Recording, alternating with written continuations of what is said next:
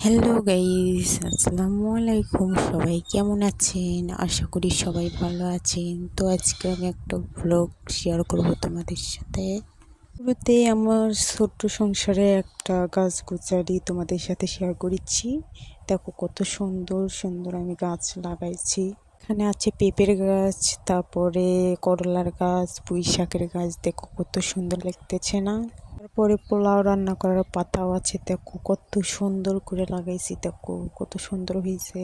তারপরে তোমাদের দেখাই, এই যে দেখো আমি কত সুন্দর করে আমার সোনামণিদের কত সুন্দর করে আমি পালতেছি। দেখো আমাকে দেখে কি ভয়েতে পালাচ্ছে ওরা। ওদেরকে এখন আমি খাবার দেব। ফার্স্টে আমি ওদেরকে ফিড দেব, চিকন চিকন ফিড। যে আমি ফিডটা কিন্তু আমি বয়ামের ভিতরে দিয়ে দিই, তাহলে নষ্ট হবে না। ফিড দেওয়ার পরে তারপরে আমি এর সাথে মিশিয়ে দেব পানি। এই যে এই পরিমাণের পানি দিয়ে দেব।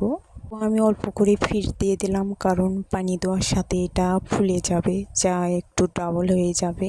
ওদেরকে আমি খাবার দেওয়া মাত্রই দেখো কিরকম করতেছে ওরা, দেখো দৌড়ে আসতেছে।